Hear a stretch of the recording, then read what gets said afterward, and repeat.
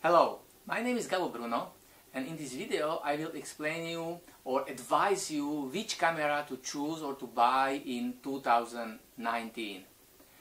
This video will be oriented more for compact cameras, but we will talk at the beginning generally about which is the best camera for you. First of all, once you decide to buy a new camera, you should know which is the purpose of your camera. Let's start from the beginning. I will advise you that in order to choose the camera, try to place yourself on the scale from 0 to 5, which will be your knowledge in the photography. Let's say 0 and 1, these are beginners, 2, 3 hobby photographers, 4, 5 professionals.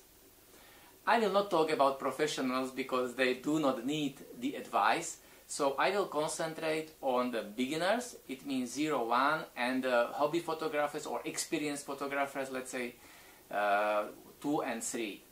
What means 0? 0 in generally means that you know how to press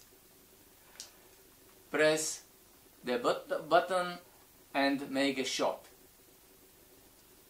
Usually you can point the object, etc., or zoom it. If you are more experienced, it means that you can play a bit with the light, for example, with the position or scene. I would say 1. Number 2 and 3, they are hobby photographers. It means you also understand what does it mean ISO, what does it mean aperture, shutter speed, what does it mean composition of the scene.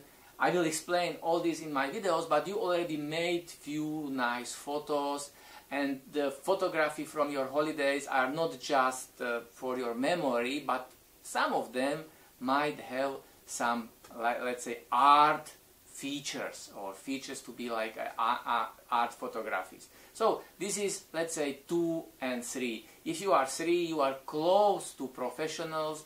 It means that, for example, you go intentionally outside to make photos because you see there is a nice scene or there is nice sunset, so you go to make intentionally photos. And difference between 4 and 5, I would say the 5 are professionals, which the only occupation is the photography. They earn money for their life just making photographies. And number 4, I would say, yes, there are people who can make nice photographies.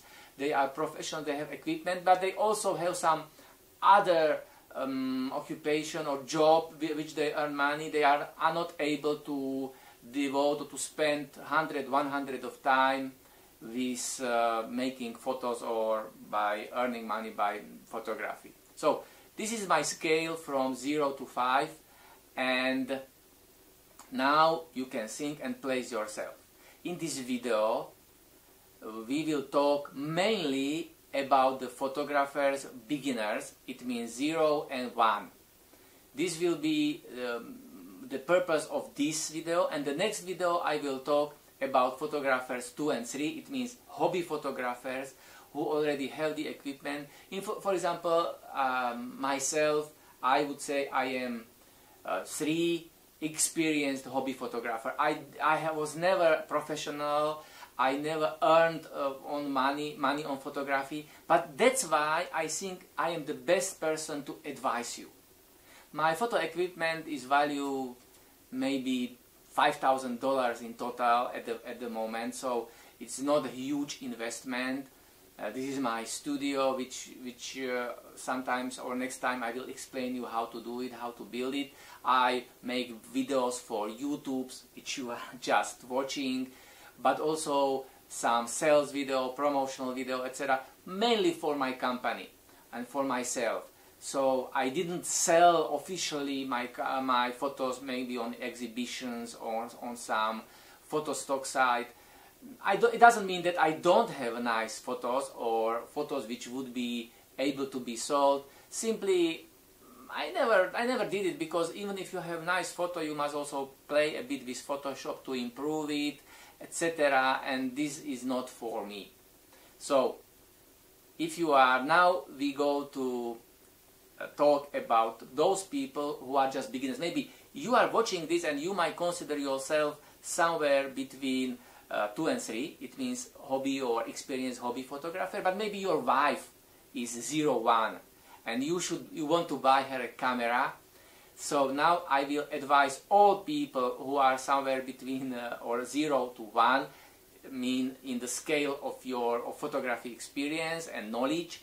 I will advise you which camera to choose. So there are few parameters which you should take into account when you are going to choose your camera. For example, for ladies or women, very important is how camera looks, the color, maybe the shape, maybe the size of camera is important because you want to put it into your pocket and you need some small camera. What is important is the optics. I think the optics is one of the most important things on your cameras, but for 0 and 1 it's not so important. Also the zoom, the higher zoom is, or the larger scale of zoom, maybe the optics is worse. So in this case, let's consider any camera with the zoom between maybe 3 to 10 for beginners or hobby photo or very basic knowledge photographers.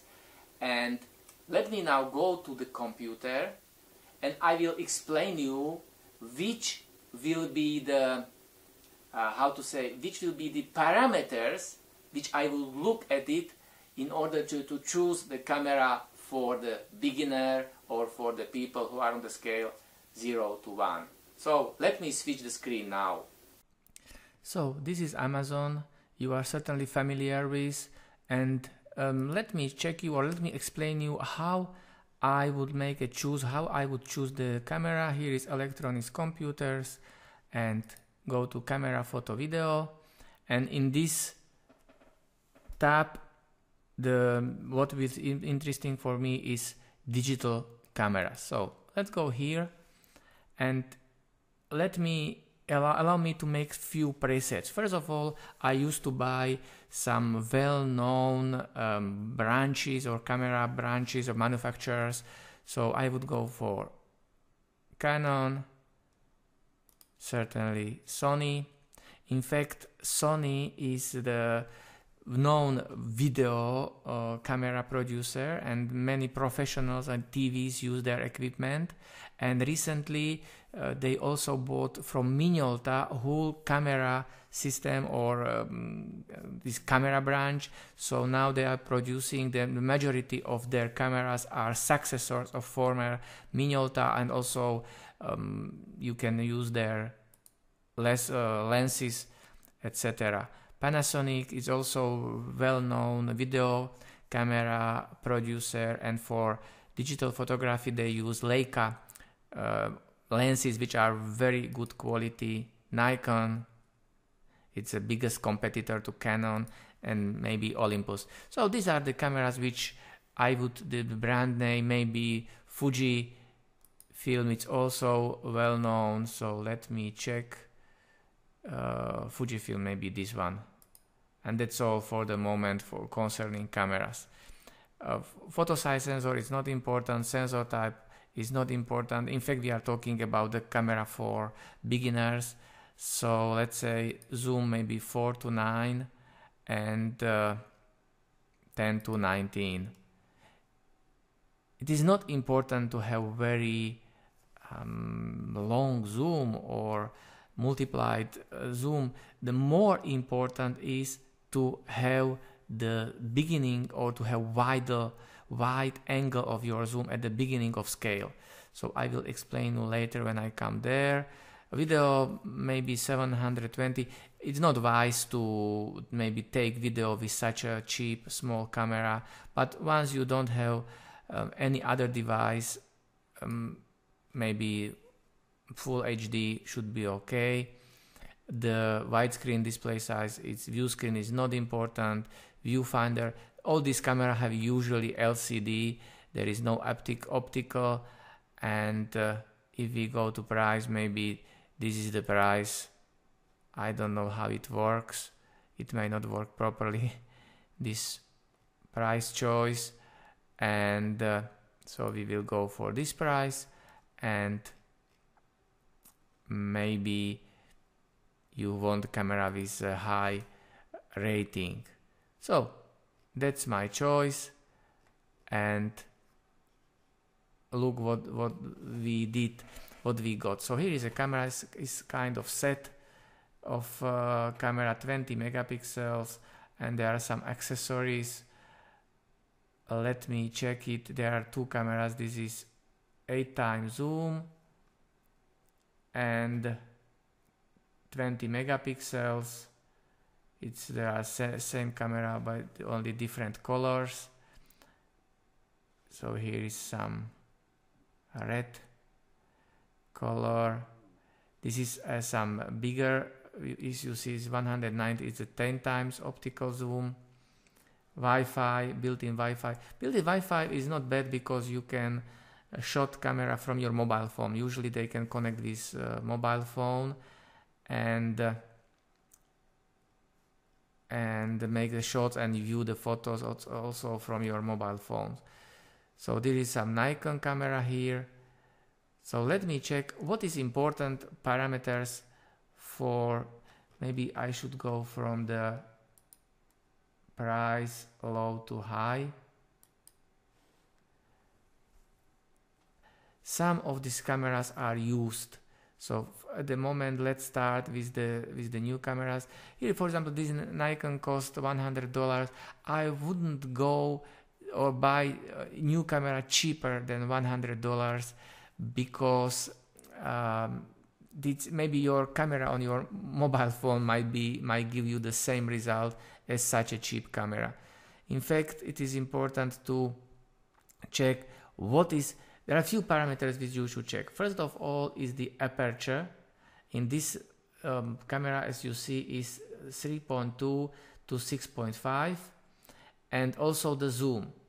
In fact, zoom is something like 5 times, but what is important is calculation of zoom to 35 millimeters film camera, because at the present the zoom should start somewhere in 24 to 28 millimeters.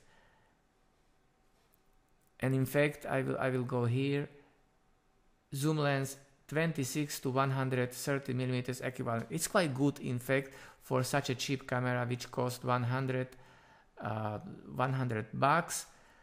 And I would recommend this camera. It's quite good. For ladies, they might like the color, they might like these ornaments here. Very nice. So let's go back and try to find some other. This is some camera from another end. This is even 264 Sony Cybershot. It's quite expensive. Let's say let's take our limit that we have $100 to $200. So let's check this Canon. Again, 16.1 megapixels is perfect. 1.27 lens starting is also quite a good number. And what is important is these figures of zoom. And if you go here, the zoom starts at 24 millimeters. It's excellent. I would say excellent wide zoom. Because why you need wide zoom, wide lens? Because the majority of photos you will exactly do in 24, and this is 5 times to 120. Maybe 80% of your pictures will fit to this exact scale. And if your zoom starts somewhere in 35 millimeters, you will not be able to make the photos, for example, of some nice architecture, because you can't, if you are on the square somewhere and there is no way to go back in order to fit it, to put it into your viewfinder. So this camera looks great. Lens 1080 is full HD video. I would say this camera, if this is used price, because for this price it would be excellent camera. I have no idea how much is for maybe here is the $294 for new. Okay, so this is quite a lot. So first parameter which I say is the where your wide lens or where your zoom starts, and this is very important that it starts 24 millimeters. And let me check some other cameras. Usually, unfortunately, they make here this camera is also used offer. So in order to check to see the real price of new camera, you should go inside the offer and check this offer. 16 megapixels is okay. 135 is not so good lens at previous concerning the aperture, and wide angle optical, I don't know. Here you see is 28 millimeters wide angle. The previous one was 24, much better. So these are the parameters which you should check at the beginning. There might be some pre-setups for, I don't know, portrait, countryside, night photos, etc. This is everything in the inside the administration once you go, or in menu once you go in. And there is one more parameter which I would recommend at present, and I didn't see this specification in between, and this is specification with GPS inbuilt. So because if you travel a lot, it's only if you travel and make photo on your holidays, each photo will also have a stamp with your GPS position, GPS tag, and anytime you could check on your map when the image was taken. I didn't see here in between cheap cameras, between those cheap cameras, such a specification. So let me try here, type GPS.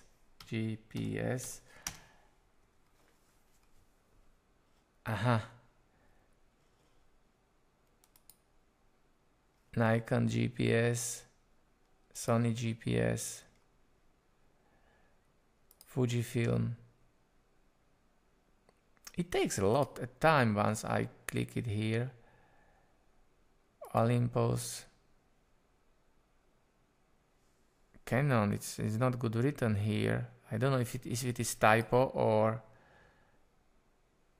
or it's some another brand, and I would say maybe Pentax is not bad. So these cameras which have built-in GPS are not so cheap. These Nikon Coolpix, let me check. Wi-Fi, I am not sure. 22 times it's 1.3, 3.4 is the aperture, and I would like to see where is the starting focus for this camera. In fact, they write that it's wide optical lens, but I don't see any comparison with standard photographer. But anyway, the price for new one is much more than it was expected from expected for the beginners, which the price we set up for to 200, from 100 to 200 photos. And I can't see it also here.